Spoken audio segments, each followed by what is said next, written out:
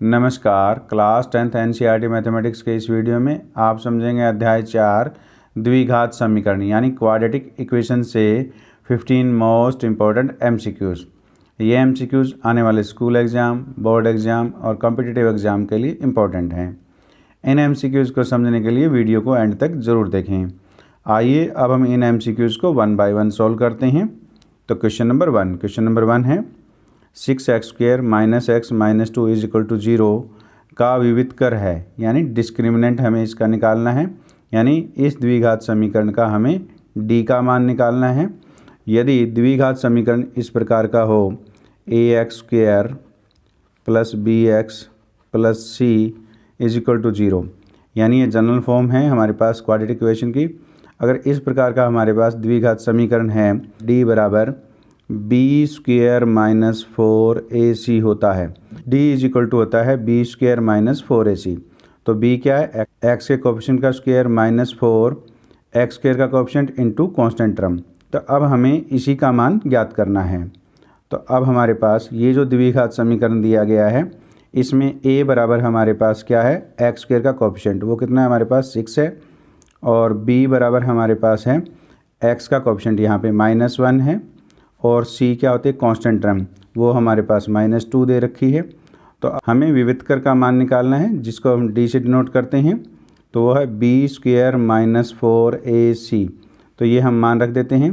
तो b का मान हमारे पास -1 है, तो -1 का स्क्वायर -4, और a की वैल्यू हमारे पास कितनी है 6 है, तो इंटू 6 इंटू, और c की वैल्यू कितनी है हमारे पास -2 है, तो वो यहाँ रख देते हैं। तो अब इसको सॉल्व करते हैं। तो -1 का स्क्वायर 1 हो गया, और माइनस की माइनस से मल्टीप्लाई करेंगे प्लस हो गया। 4 × 6 हमारे पास 24 × 2 48 हो गया। तो 1 + 48 = हमारे पास है 49 आ गया। यह मान ऑप्शन डी में दिया गया है। इस प्रकार ऑप्शन डी बिल्कुल सही है। तो इस प्रकार हमने इस द्विघात समीकरण का विविध कर, जिसका मान 49 आया है, वो हमने ज्ञात किया। तो इस प्रकार हमने क्वेश्चन नंबर 1 को सॉल्व किया। आइए अब हम क्वेश्चन नंबर 2 को सॉल्व करते हैं। क्वेश्चन नंबर 2, द्विघात समीकरण ax² + bx + c = 0, a ≠ 0, यानी a है इसकी वैल्यू 0 के बराबर नहीं है, क्योंकि यदि ये 0 के बराबर होगा तो यह द्विघात समीकरण नहीं होगा। तो इस द्विघात समीकरण के मूल वास्तविक होंगे यदि a ऑप्शन में है b² - 4ac > 0 हो, और b ऑप्शन में है b² - 4ac <0 हो, और सी ऑप्शन में है कि ए और बी दोनों ऑप्शन हो, और डी है कि इनमें से कोई नहीं। तो हम जानते हैं कि यदि द्विघात समीकरण के मूल वास्तविक हैं, तो डी, जिसको हम b² - 4ac से लेते हैं, b² - 4ac ऑलवेज > 0 होता है। यानी b² - 4ac > 0 हो तो दो भिन्न वास्तविक मूल होते हैं, और b² - 4ac = 0 हो तो दो बराबर वास्तविक मूल होते हैं। तो यानी b² - 4ac > 0 है, तो द्विघात समीकरण के मूल वास्तविक होते हैं। तो इस प्रकार ऑप्शन ए बिल्कुल सही है। और यदि b² - 4ac < 0 है, तो इस द्विघात समीकरण के कोई वास्तविक मूल नहीं होते। तो इस प्रकार हमने क्वेश्चन नंबर 2 को सॉल्व किया। आइए अब हम क्वेश्चन नंबर 3 को सॉल्व करते हैं। क्वेश्चन नंबर 3 में है द्विघात समीकरण 3x² - kx + 5 = 0 में k के किस मान के लिए उसके दो मूल बराबर हैं, यानी जो इस द्विघात समीकरण के दो मूल हैं वो दोनों क्या हैं, बराबर हैं। तो हम जानते हैं कि यदि द्विघात समीकरण के मूल बराबर हैं तो d का मान जो होता है वो 0 होता है, यानी डिस्क्रिमिनेंट = 0 होता है। डिस्क्रिमिनेंट से d लिया गया है, इसको हिंदी में विविध कर कहते हैं। तो इसका मान होता है b² - 4ac = 0। तो हमें b² - 4ac = 0 रख करके k का मान ज्ञात करना है। इस द्विघात समीकरण में जो b का मान है हमारे पास x का कोएफिशिएंट होता है, वो कितना है हमारे पास -k है, तो यहाँ रख देते हैं। तो -k का स्क्वायर यानी b² - 4 a क्या है, x² का कोएफिशिएंट है वो 3 है हमारे पास, और c क्या होती है कांस्टेंट टर्म, वो कितनी है 5 है यहाँ पर, तो इंटू 5 = हमारे पास 0 हो गया। इसको आगे सॉल्व करते हैं। तो -k का स्क्वायर करेंगे तो हमारे पास k² आ गया, 4 की 3 से मल्टीप्लाई करेंगे 12 और 12 की 5 से मल्टीप्लाई करेंगे तो 60। तो k square minus 60 is equal to 0 हो गया। तो k square is equal to 60 हो गया। तो हमें चाहिए के का मान, तो के इज इक्वल टू हो गया प्लस माइनस स्क्वायर रूट 60 हो गया। तो इसको हम आगे सॉल्व करते हैं। तो के is equal two plus minus 60 को हम ऐसे लिखेंगे 4 इंटू 15 लिखेंगे। 15 4 जा 60 होते हैं, तो इसके हमने 2 फैक्टर कर लिए। तो प्लस माइनस, तो 4 का स्क्वायर रूट होता है वो 2 होता है और ये स्क्वायर रूट 15। तो इस प्रकार के की जो वैल्यू आई है वो प्लस माइनस 2 स्क्वायर रूट 15 आई है। यह मान ऑप्शन डी में दिया गया है। इस प्रकार ऑप्शन डी बिल्कुल सही है। तो इस प्रकार हमने इस द्विघात समीकरण के यदि दोनों मूल बराबर हैं तो हमने के का मान ज्ञात किया। तो इस प्रकार हमने क्वेश्चन नंबर 3 को सॉल्व किया। आइए अब हम क्वेश्चन नंबर 4 को सॉल्व करते हैं। तो क्वेश्चन नंबर 4 में है x square minus 5x minus 14 is equal to 0 के मूल हैं। अब हमारे पास ये द्विघात समीकरण दिया गया है और हमें इसके मूल ज्ञात करने हैं। तो हम इसके मूल ज्ञात करते हैं। तो इसको हम लिखेंगे x square minus 5x minus 14 is equal to 0। अब इस द्विघात समीकरण के मध्य पद को विभक्त करके यानी इसके टुकड़े करके हम इसके मूल ज्ञात करते हैं। तो देखिए माइनस 14 की एक्स स्क्वायर से मल्टीप्लाई करेंगे तो हमारे पास minus 14 multiply X square is equal to कितना आ गया, माइनस 14 एक्स स्क्वायर आ गया। अब हमारे पास ये क्या है, माइनस 5x है। तो माइनस 5x के हमने 2 टुकड़े इस प्रकार करने हैं कि उनका योग तो माइनस 5x हो और मल्टीप्लाई में माइनस 14 एक्स स्क्वायर हो। तो मल्टीप्लाई में जब माइनस है और योग भी माइनस में है तो इसका अर्थ है कि इन 2 संख्याओं का योग माइनस 5x है, उनमें बड़ी संख्या है वो माइनस की होगी, माइनस 7x प्लस 2x। तो माइनस 7x प्लस 2x का अगर योग करेंगे तो हमारे पास माइनस 5x मिलेगा और माइनस 7x मल्टीप्लाई 2x करेंगे तो देखिए तो माइनस 14 एक्स स्क्वायर मिलेगा। तो इस प्रकार इस माइनस 5x को हम माइनस 7x प्लस 2x के रूप में लिखते हैं। तो देखिए x square minus 7x plus 2x minus 14 is equal to 0। अब पहले दोनों में हमारे पास x कॉमन आ रहा है तो कॉमन ले लेते हैं। तो x माइनस 7, इन दोनों में हमारे पास 2 कॉमन आ रहा है तो कॉमन ले लेते हैं। तो x माइनस 7 हो गया इज इक्वल टू 0। तो इन दोनों में हमारे पास x माइनस 7 कॉमन आ रहा है और यहाँ पे x है और ये हमारे पास प्लस 2 है इज इक्वल टू 0 हो गया। तो अब देखिए अब इन दोनों की मल्टीप्लाई 0 के बराबर है तो या तो ये 0 के बराबर है या ये 0 के बराबर है। तो यदि x minus 7 is equal to 0 या x plus 2 is equal to 0, यदि ये 0 के बराबर है तो x इज इक्वल टू 7 आ गया और ये 0 के बराबर है तो x इज इक्वल टू कितना आ गया, माइनस 2 आ गया। तो इस प्रकार इस द्विघात समीकरण के जो मूल आए हैं वो 7 और माइनस 2 आए हैं। यह मान ऑप्शन बी में दिया गया है। इस प्रकार ऑप्शन बी बिल्कुल सही है। तो इस प्रकार हमने इस द्विघात समीकरण के मूल ज्ञात किए। आइए अब हम क्वेश्चन नंबर 5 को सॉल्व करते हैं। तो क्वेश्चन नंबर 5 में है द्विघात समीकरण। ये हमारे पास द्विघात समीकरण दिया गया है कि मूलों की प्रकृति निम्न में से किस प्रकार की है। तब हमें बताना है कि इसके जो मूल हैं उनकी प्रकृति कैसी है। ए ऑप्शन में है 2 भिन्न वास्तविक मूल हैं, बी ऑप्शन में है 2 बराबर वास्तविक मूल है यानी दोनों मूल बराबर और वास्तविक हैं, सी ऑप्शन में है कोई वास्तविक मूल नहीं है और डी है इनमें से कोई नहीं। तो यदि हमें किसी द्विघात समीकरण के मूलों की प्रकृति ज्ञात करनी हो तो वो हमें डी का मान ज्ञात करना होता है। तो डी बराबर होता है बी स्क्वायर माइनस 4ac। तो इसके मान से हम पता लगाएंगे कि इसके मूलों की प्रकृति कैसी है। तो पहले हम डी का मान निकालते हैं। तो देखिए बी क्या होता है, हमारे पास x का कोएफिशिएंट होता है। x का कोएफिशिएंट यहाँ पे 7 है तो 7 का स्क्वायर हो गया माइनस 4। ए क्या होता है, एक्स स्क्वायर का कोएफिशिएंट यहाँ पे स्क्वायर रूट 2 है तो स्क्वायर रूट 2 और सी क्या होता है, कांस्टेंट टर्म, वो क्या है हमारे पास है प्लस 5 स्क्वायर रूट 2 है तो यहाँ मल्टीप्लाई कर देंगे प्लस 5 स्क्वायर रूट 2। अब हम इसको आगे सॉल्व करते हैं। तो 7 का स्क्वायर करेंगे हमारे पास 49 आ गया और माइनस 4 की 5 से मल्टीप्लाई करेंगे हमारे पास 20 आ गया इंटू स्क्वायर रूट 2 की स्क्वायर रूट 2 से मल्टीप्लाई करेंगे तो 2 आ गया। इसको आगे सॉल्व करते हैं। तो 49 20 की 2 से मल्टीप्लाई करेंगे तो माइनस 40 हो गया। 49 माइनस 40 इज इक्वल टू 9 आ गया। तो इस प्रकार डी का जो मान आया है वो ग्रेटर देन 0 है। जब d का मान ग्रेटर देन 0 हो तो द्विघात समीकरण के मूलों की प्रकृति इस प्रकार की होती है कि उसके दोनों मूल भिन्न और वास्तविक होते हैं। यह ऑप्शन ए में है। ऑप्शन ए में दो भिन्न वास्तविक मूल हैं, तो इस प्रकार ऑप्शन ए बिल्कुल सही है। तो इस प्रकार हमने क्वेश्चन नंबर 5 को सॉल्व किया। आइए अब हम क्वेश्चन नंबर 6 को सॉल्व करते हैं। तो क्वेश्चन नंबर 6, यदि समीकरण x² + kx - 5/4 = 0 का एक मूल 1/2 है, यानी इस द्विघात समीकरण का एक मूल 1/2 है, तो k का मान है, हमें k का मान ज्ञात करना है। तो यदि इस द्विघात समीकरण का एक मूल 1/2 है तो x की जगह हम 1/2 रख करके इसमें k का मान ज्ञात कर सकते हैं, क्योंकि यह इसका एक मूल है। तो आइए अब हम इसको हल करते हैं।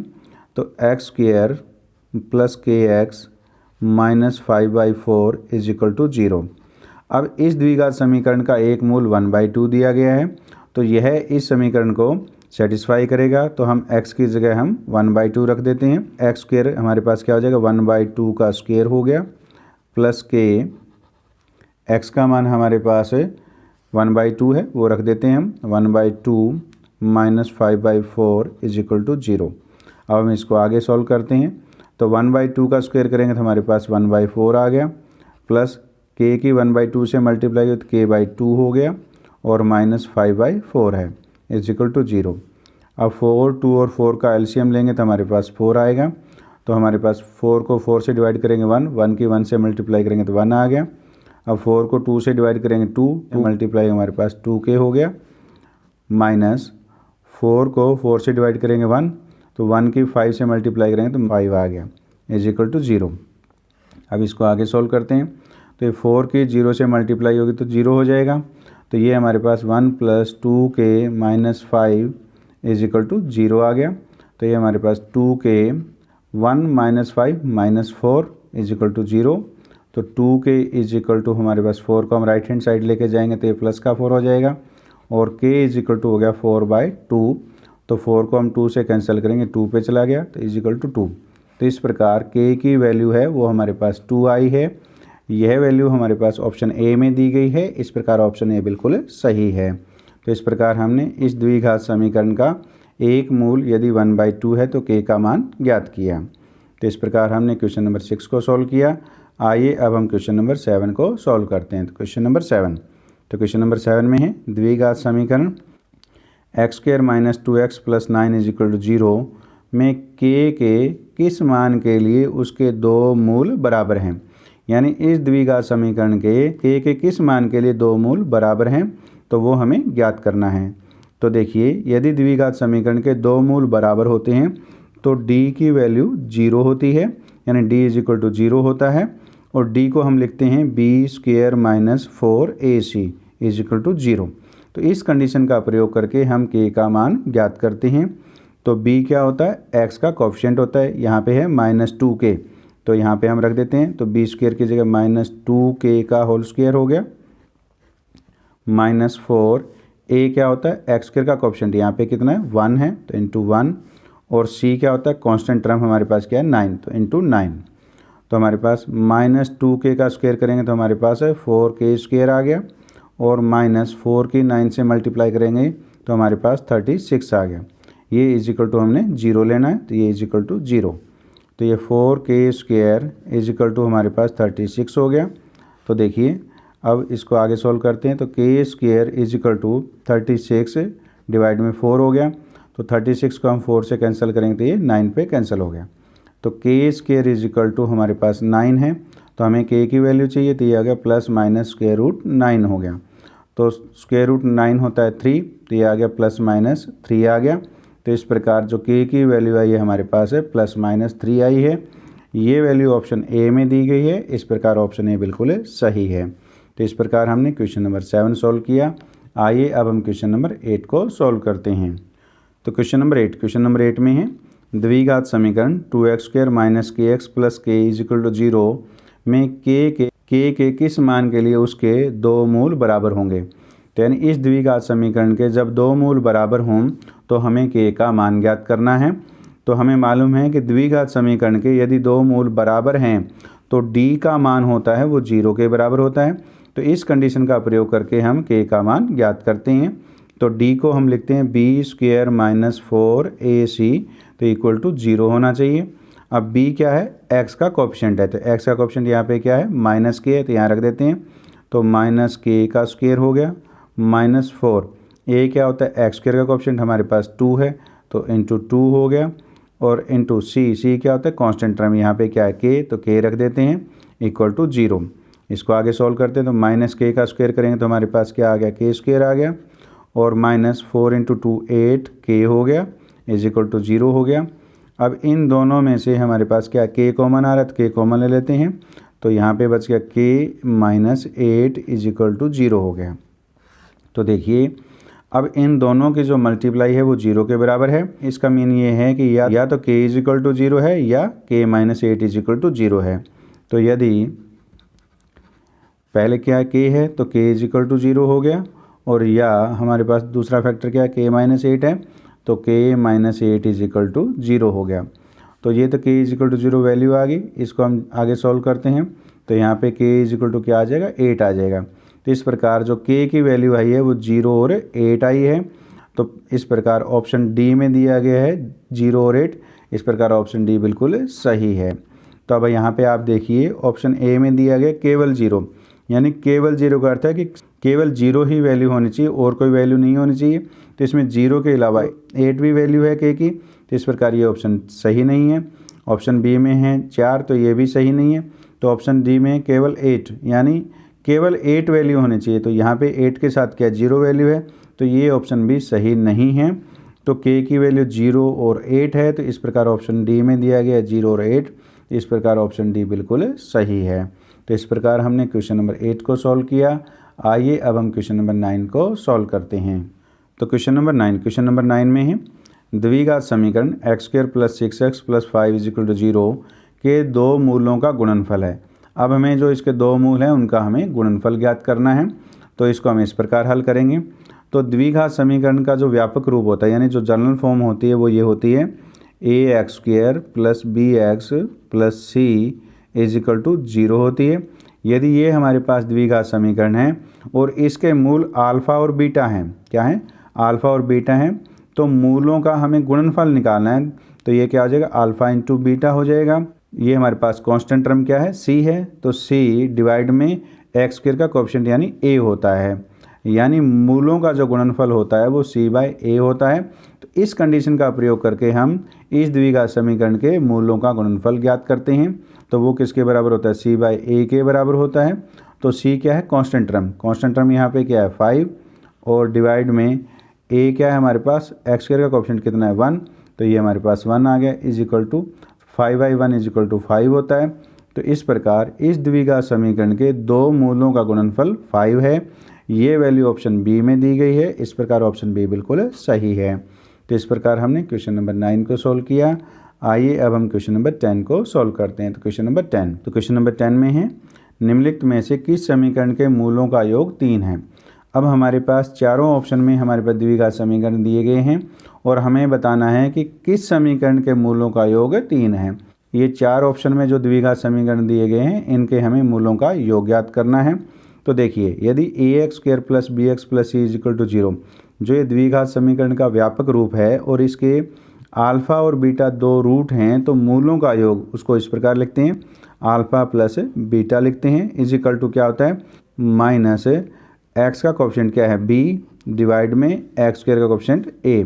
तो यानी मूलों का योग माइनस b बाई ए होता है। इस कंडीशन का प्रयोग करके अब हम इन चारों द्विघात समीकरणों के मूलों का योग ज्ञात करते हैं। तो हम पहले ए ऑप्शन में देखते हैं।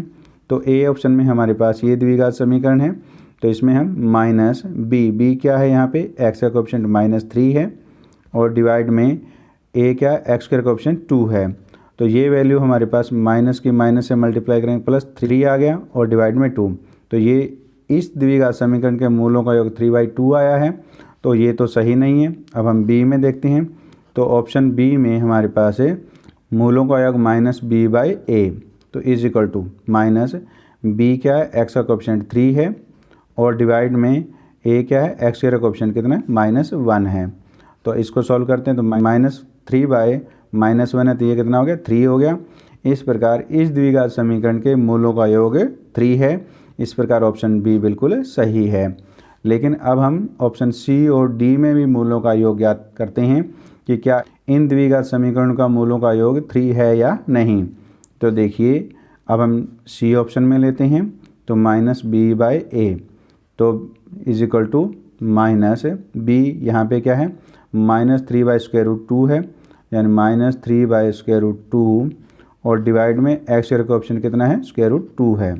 तो माइनस की माइनस से मल्टीप्लाई करेंगे तो हमारे पास प्लस आ गया, ऊपर हमारे पास 3 है और डिवाइड में हमारे पास √2 इंटू √2, तो ये आ गया 3/√2 के √2 से मल्टीप्लाई करेंगे 2 आ गया। तो इस प्रकार इस द्विघात समीकरण के मूलों का योग 3/2 है।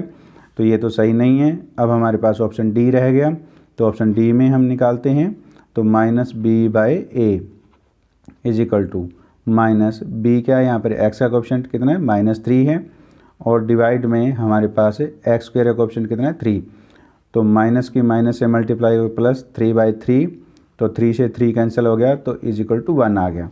तो इस द्विघात समीकरण में मूलों का योग 1 है।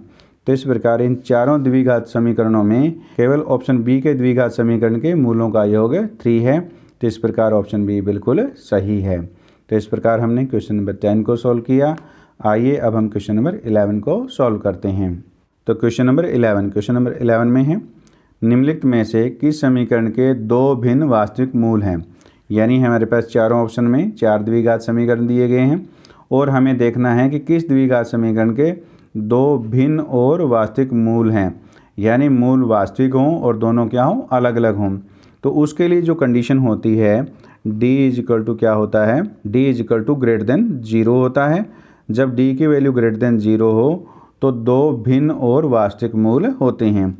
तो अब हम इस कंडीशन का प्रयोग करके इन चारों द्विघात समीकरणों में देखते हैं कि कौन से द्विघात समीकरण के 2 भिन्न और वास्तविक मूल हैं। तो d हमारे पास क्या होता है b² - 4ac होता है, ये ग्रेटर टू 0 आना चाहिए। तब हम ऑप्शन ए को सॉल्व करते हैं पहले। तो b² क्या है एक्स का कोएफिशिएंट है, वो क्या है -3√2 है, तो इसका स्क्वायर करते हैं, तो -3√2 का स्क्वायर -4, ए क्या है एक्स स्क्वायर कोएफिशिएंट 2 रख देते हैं, इंटू सी क्या है हमारे पास है 9/4 है, तो 9/4, 4 को 4 से कैंसिल हो गया ये। इसको सॉल्व करते हैं, -3 का स्क्वायर करेंगे 9 हो गया और √2 का स्क्वायर करेंगे 2 हो गया और माइनस ये भी क्या है 2 इंटू 9 क्या 18, यानी ये हमारे पास 9 इंटू 2 18 -18 इज इक्वल टू हमारे पास क्या आ गया 0 आ गया। तो ऑप्शन ए में b² - 4ac की वैल्यू 0 आई है। इस प्रकार इस द्विघात समीकरण के दोनों मूल बराबर और वास्तविक हैं। तो इस प्रकार दोनों मूल भिन्न नहीं हैं। तो अब हम ऑप्शन बी में देखते हैं। तो बी में हम लिखते हैं b² - 4ac is equal to b की वैल्यू हमारे पास क्या है यहाँ पर एक्स स्क्वायर का ऑप्शन 1 है, तो 1 का स्क्वायर -4, ए हमारे पास 1 है और सी हमारे पास है -5 है। तो इसको सॉल्व करते हैं, तो 1 का स्क्वायर करेंगे 1 हो गया, -4 की -5 से मल्टीप्लाई करेंगे प्लस का 20 हो गया। तो ये हमारे पास है 1 + 20 21 आया है। तो 21 क्या है ग्रेटर देन 0 है। तो इस प्रकार ऑप्शन बी में जो द्विघात समीकरण हैं इसके जो मूल हैं वो दोनों क्या हैं भिन्न और वास्तविक हैं। तो इस प्रकार ऑप्शन बी बिल्कुल सही है। इस प्रकार हमने ऑप्शन बी में दिए गए द्विघात समीकरण के मूलों के प्रकृति की जांच की। अब हम ऑप्शन सी और डी में दिए गए द्विघात समीकरण के मूलों की प्रकृति की भी जांच करते हैं कि इनके मूल किस प्रकार के हैं। तो देखिए, अब ऑप्शन सी के अंदर हमारे पास ये द्विघात समीकरण दिया गया है। तो इसमें भी हम b² - 4ac की वैल्यू ज्ञात करते हैं। तो b क्या है यहाँ पे एक्स का कोएफिशिएंट 3 है, तो ये 3 का स्क्वायर हो गया, -4, a क्या है हमारे पास 1 है और c क्या है हमारे पास 4 है। 3 का स्क्वायर करेंगे 9 हो गया, -4 की 4 से मल्टीप्लाई करेंगे 16 हो गया, इज इक्वल टू ये -7 आया है और ये वैल्यू क्या है लेस देन 0 है। तो इस प्रकार b² - 4ac की वैल्यू लेस देन 0 यानी नेगेटिव आई है। तो इस द्विघात समीकरण के मूल जो हैं वो अवास्तविक हैं, यानी वास्तविक नहीं हैं। तो अब हम ऑप्शन डी में दिए गए द्विघात समीकरण के मूलों की प्रकृति की जांच करते हैं। तो b² - 4ac is equal to, तो b क्या है एक्स का कोएफिशिएंट हमारे पास -3 है, तो -3 का स्क्वायर -4 इंटू ए हमारे पास एक्स स्क्वायर का कोएफिशिएंट है 5 है तो 5 रख देते हैं, इंटू सी क्या है कांस्टेंट टर्म हमारे पास 1 है 1 रख देते हैं। तो -3 का स्क्वायर करेंगे 9 आ गया, -4 की 5 से मल्टीप्लाई करेंगे तो हमारे पास 20 आ गया, और 9 - 20 -11 हो गया। और इस प्रकार -11 क्या है लेस देन 0 है। तो इस प्रकार इस द्विघात समीकरण के मूल भी क्या हैं अवास्तविक हैं, क्योंकि हम जानते हैं कि किसी द्विघात समीकरण में b² - 4ac की वैल्यू लेस देन 0 आ जाए तो उसके मूल अवास्तविक होते हैं। तो इस प्रकार हमने क्वेश्चन नंबर 11 में दिए गए चारों द्विघात समीकरणों के मूलों की प्रकृति जांच की, तो केवल ऑप्शन बी में दिए गए द्विघात समीकरण के मूल दो भिन्न और वास्तविक हैं। तो इस प्रकार हमने क्वेश्चन नंबर 11 को सॉल्व किया। आइए अब हम क्वेश्चन नंबर 12 को सॉल्व करते हैं। तो क्वेश्चन नंबर 12 में है द्विघात समीकरण 2x² - 6x + 3 = 0 के मूल हैं। अब हमें इस द्विघात समीकरण के मूल ज्ञात करने हैं। तो देखिए ये हमारे पास जो द्विघात समीकरण दिया गया है 2x² - 6x + 3 = 0। तो अब हम देखिए 3 की अगर हम 2x² से मल्टीप्लाई करते हैं तो 6x² आता है। तो यानी हमने 3 की मल्टीप्लाई 2x² से किया तो हमें 6x² मिला। तो हमारे पास जो मध्य पद है वो क्या दिया गया है -6x। अब हम -6 के दो टुकड़े इस प्रकार करें कि उनका जोड़ तो -6 आए और गुणा हमारे पास 6x² आए। जब मल्टीप्लाई प्लस में है और जो योग है वो माइनस में है तो इसका अर्थ ये है कि इसके दोनों टुकड़े माइनस के होने चाहिए।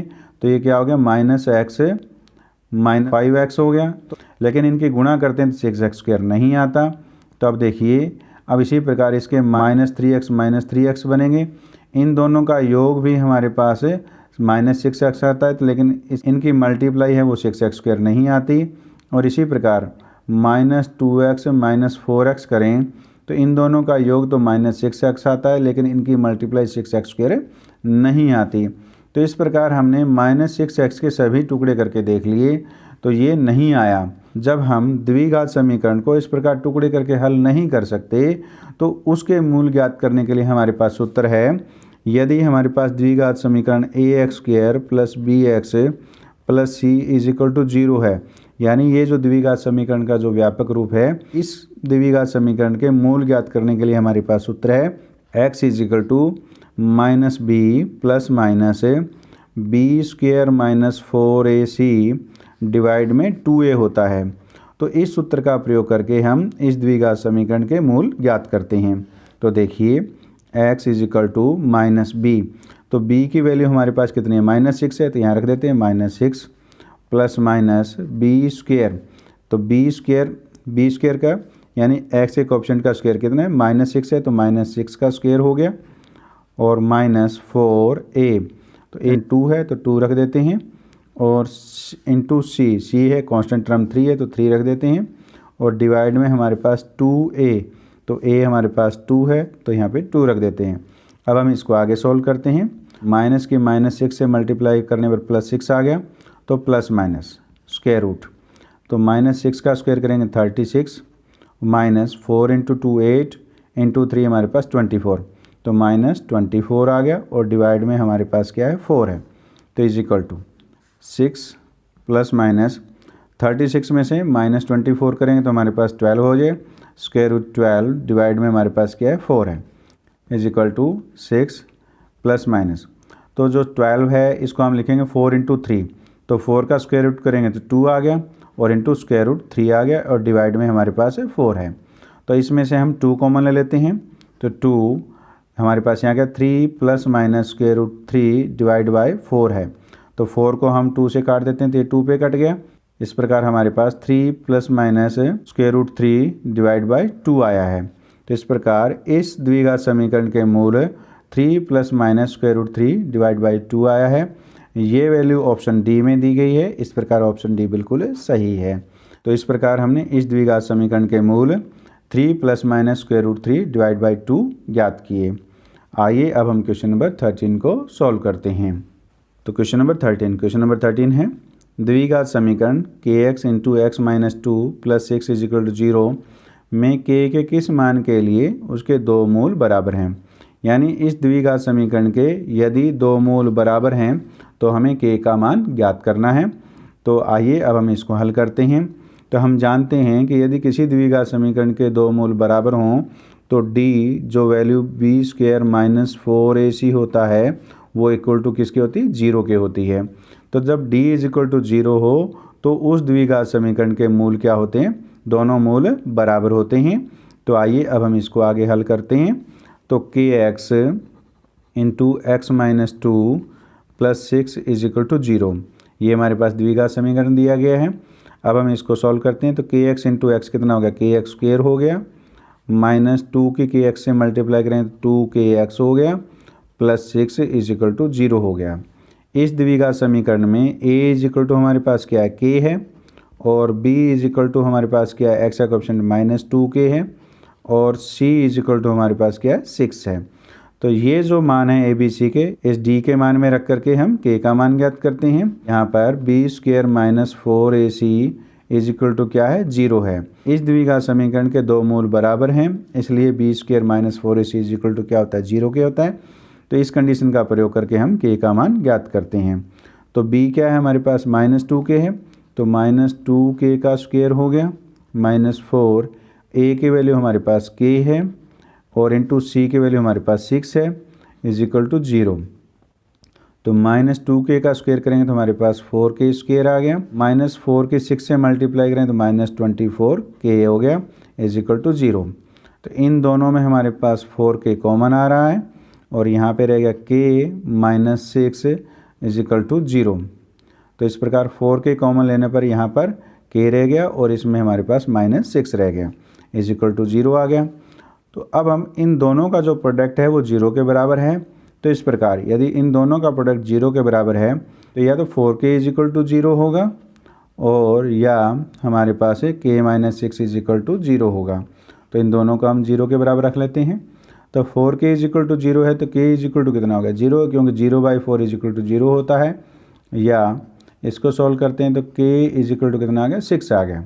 तो इस प्रकार k की वैल्यू 0 और 6 आई है। जब इस द्विघात समीकरण में k की वैल्यू 0 और 6 हो तो इस द्विघात समीकरण के दो मूल क्या होंगे, बराबर होंगे। ये मान ऑप्शन ए में दिया गया है, इस प्रकार ऑप्शन ए बिल्कुल सही है। तो इस प्रकार हमने क्वेश्चन नंबर 13 को सॉल्व किया।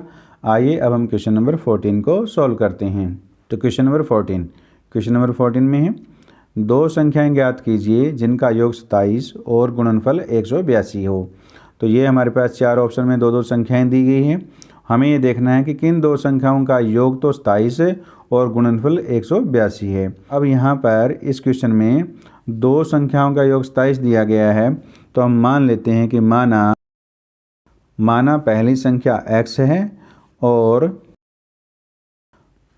दूसरी संख्या, तो दो संख्याओं का योग 27 है, और पहली संख्या यानी एक संख्या हमारे पास x है तो दूसरी संख्या क्या हो जाएगी, 27 माइनस x हो जाएगी, क्योंकि इन दोनों संख्याओं का योग हमारे पास 27 दिया गया है। तो इस प्रकार हमने ये दो संख्याएं मान ली। दूसरी कंडीशन में इन दो संख्याओं का गुणनफल 182 है। तो दूसरी कंडीशन में अकॉर्डिंग टू कंडीशन इन दोनों संख्याओं का गुणनफल यानी x गुणा में 27 माइनस x, इन दोनों संख्याओं का गुणनफल हमारे पास 182 दिया गया है। अब हम इसको आगे सोल्व करते हैं। तो x की 27 से मल्टीप्लाई करें तो 27x माइनस x की x से मल्टीप्लाई करें तो minus x square is equal to 182 हो गया। अब हम इसको आगे सोल्व करते हैं तो minus x square plus 27x, 182 को हम लेफ्ट हैंड साइड ले आते हैं तो ये माइनस का हो जाएगा, 182 इज इक्वल टू 0 हो गया।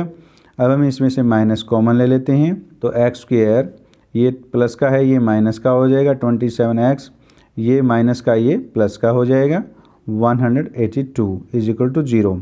तो ये -1 है वो राइट हैंड साइड में 0 के डिवाइड में जाएगा तो वो 0 हो जाएगा। तो इसको हम इस प्रकार लिखेंगे, x square minus 27x plus 182 is equal to 0। तो अब देखिए 182 को जब हम एक्स स्क्वायर से मल्टीप्लाई करेंगे तो 182 एक्स स्क्वायर आएगा, ये हमारे पास 182 एक्स स्क्वायर आ गया। अब हमारे पास -27 के ऐसे हमने दो टुकड़े करने हैं जिनका योग तो -27x हो और जिनकी गुणा 182 एक्स स्क्वायर हो। तो -23x को हम ऐसे लिखेंगे -13x -14x। अब हम इनको जोड़ते हैं तो -13x में -14x जोड़ेंगे तो -23x आएगा। और जब हम इनकी गुणा करेंगे तो -13x की गुणा हमें -14x से करेंगे तो हमें 182x² मिलता है। तो इस प्रकार इस -23x के हमें दो टुकड़े इस प्रकार रख करके इसके मूल ज्ञात करते हैं। तो x² -13x -14x प्लस के 182 है हमारे पास बराबर 0। तो पहले दोनों के अंदर से x कॉमन आ रहा है तो x कॉमन ले लेते हैं। तो x -13 और इन दोनों में -14 कॉमन आ रहा है ले लेते हैं। तो ये x -13 हो जाएगा = 0। इन दोनों में x -13 कॉमन आ गया और यहाँ पे हमारे पास x और -14 रह गया = 0। तो इन दोनों का प्रोडक्ट है वो 0 के बराबर है। तो इस प्रकार या तो ये 0 के बराबर है या ये 0 के बराबर है। जब ये 0 के बराबर है तो x -13 = 0 या x -14 = 0। तो ये 0 के बराबर है तो x बराबर 13 आ गया और ये 0 के बराबर है तो x बराबर क्या आ गया 14 आ गया। तो इस प्रकार जब x का मान पहली संख्या 13 है तो हम दूसरी संख्या 27 में से 13 घटा देंगे तो हमें 14 मिलेगा। और इस प्रकार यदि पहली संख्या 14 है तो 27 में 14 घटा देंगे तो हमें 13 मिलेगा।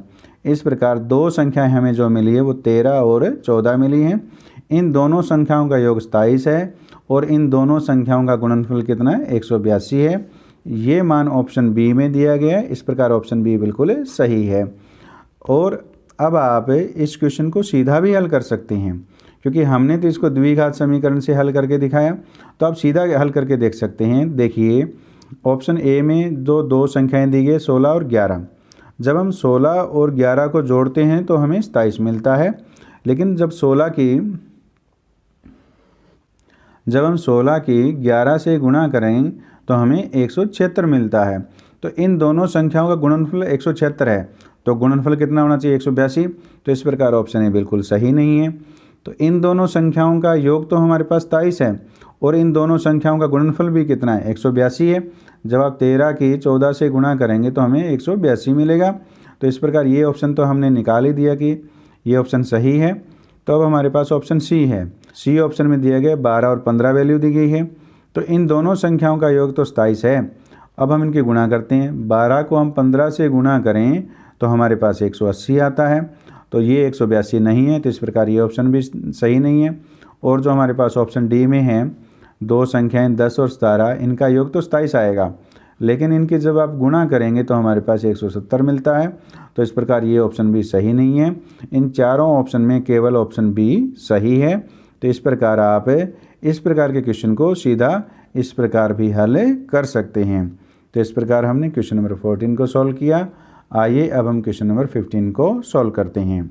तो क्वेश्चन नंबर 15 में है दो लगातार धनात्मक पूर्णांकों के वर्गों का योग 365 है। तो दो धनात्मक पूर्णांक हमें ऐसे ज्ञात करने हैं जो लगातार यानी क्रमागत हों, उनके वर्गों का योग 365 होना चाहिए। इस कंडीशन का हम द्विघात समीकरण बना करके दो लगातार धनात्मक पूर्णांक ज्ञात करते हैं जिनके वर्गों का योग 365 है। तो हम मान लेते हैं कि माना पहला धनात्मक पूर्णांक x है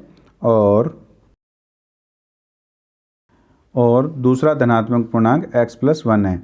क्योंकि दोनों जो धनात्मक पूर्णांक हैं वो लगातार यानी क्रमागत होने चाहिए। तो यदि पहला x है तो उससे आगे वाला x+1 होता है।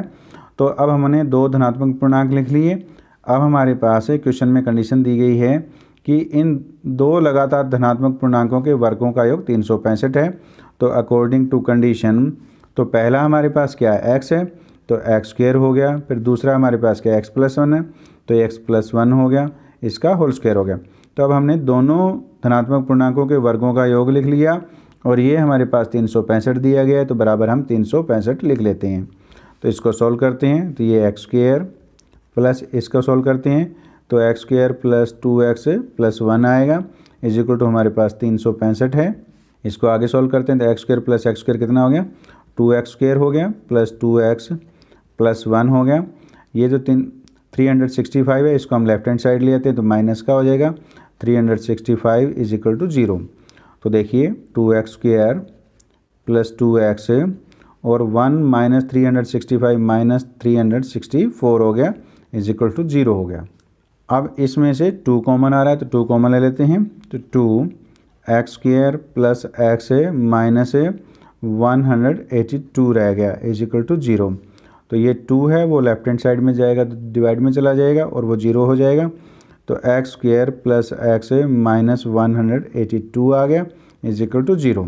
माइनस 182 की x² से मल्टीप्लाई करें तो हमारे पास माइनस 182 की x² से मल्टीप्लाई करें तो हमारे पास 182 x² आता है।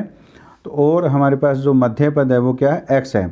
तो x के हमने 2 फैक्टर इस प्रकार करने हैं कि उन दोनों का जोड़ तो x आए और गुणा हमारे पास माइनस 182 x² आए। तो वो देखिए वो हम 14x माइनस 13x करेंगे, तो 14x में से माइनस 13x करेंगे तो हमें x मिलेगा और इन दोनों के गुणा करेंगे तो हमारे पास माइनस 182 x² मिलेगा। तो अब हम x को इस रूप में लिखते हैं, तो ये प्लस के 14x माइनस के 13x लिखा और माइनस 182 बराबर हमारे पास क्या हो गया, 0 हो गया। अब हम इसको आगे हल करते हैं, तो इन दोनों में x कॉमन आ रहा है तो x प्लस 14, इन दोनों में माइनस 13 कॉमन आ रहा है तो यहाँ पर x प्लस 14 हो गया इज इक्वल टू 0।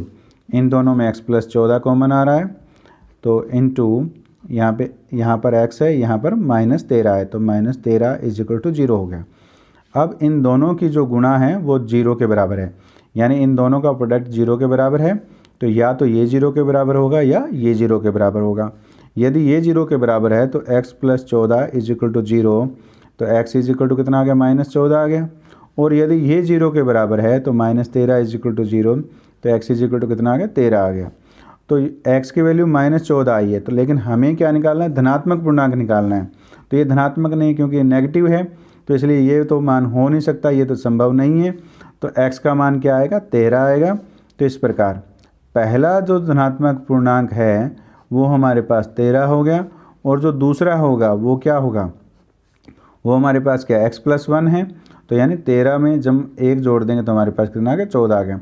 इस प्रकार 2 धनात्मक पूर्णांक है जिनके वर्गों का योग 365 है, वो 13 और 14 है। यह मान ऑप्शन सी में दिया गया है। इस प्रकार ऑप्शन सी बिल्कुल सही है। अब आप इसके दूसरे तरीके से भी इसको हल कर सकते हैं। तो वो देखिए ऑप्शन ए में हमारे पास 2 धनात्मक पूर्णांक दिए गए हैं 15 और 16। तो हम लिखेंगे 15 का स्क्वायर जमा में 16 का स्क्वायर। तो 15 का स्क्वायर होता है वो 225 होता है और जो 16 का स्क्वायर होता है वो 256 होता है। इन दोनों को जोड़ेंगे तो हमारे पास 481 आएगा। यानी इन दोनों धनात्मक पूर्णांकों के वर्गों का योग 481 है, लेकिन होना कितना चाहिए, 365। तो इस प्रकार ये तो ऑप्शन ए तो बिल्कुल सही नहीं है। अब ऑप्शन बी में जो दिए गए धनात्मक पूर्णांक क्या हैं, 12 और 13 हैं। तो देखिए 12 का स्क्वायर जमा में 13 का स्क्वायर, तो 12 का स्क्वायर 144 होता है और 13 का स्क्वायर 169 होता है। इन दोनों को जोड़ेंगे तो हमारे पास 313 आएगा। तो ये मान भी क्या है, 365 नहीं है। तो इस प्रकार ये भी ऑप्शन सही नहीं है। अब हमारे पास ऑप्शन डी है। तो ऑप्शन डी में धनात्मक पूर्णांक 11 और 12 हैं। तो 11 का स्क्वायर 121 होता है और 12 का स्क्वायर 144 होता है और इन दोनों को जोड़ेंगे तो हमारे पास 265 आएगा और ये भी क्या है, 365 नहीं है। तो इस प्रकार ये ऑप्शन भी सही नहीं है। अब ऑप्शन सी में 13 और 14 2 धनात्मक पूर्णांक दिए गए हैं, तो इनका मान निकालते हैं। तो 13 का स्क्वायर 169 होता है और 14 का स्क्वायर होता है वो हमारे पास 196 होता है। तो इन दोनों को जोड़ेंगे तो हमारे पास कितना आएगा, 365 आएगा। तो इस प्रकार ऑप्शन सी में दी गई जो 2 धनात्मक पूर्णांक हैं इनके वर्गों का योग 365 है। तो आप सीधा इस प्रकार इन दी गई संख्याओं के वर्गों का योग करके भी इस क्वेश्चन को हल कर सकते हैं। तो इस प्रकार हमने क्वेश्चन नंबर 15 को सॉल्व किया। उम्मीद है इस वीडियो में समझाए गए सभी MCQs आपको समझ में आए हैं। समझ में आए तो वीडियो को लाइक कीजिए और ऐसे ही वीडियो प्राप्त करने के लिए चैनल को सब्सक्राइब कीजिए और बेल आइकॉन को प्रेस कर ऑल को सिलेक्ट कीजिए ताकि नए वीडियो आने पर आपको नोटिफिकेशन प्राप्त हो सके। धन्यवाद।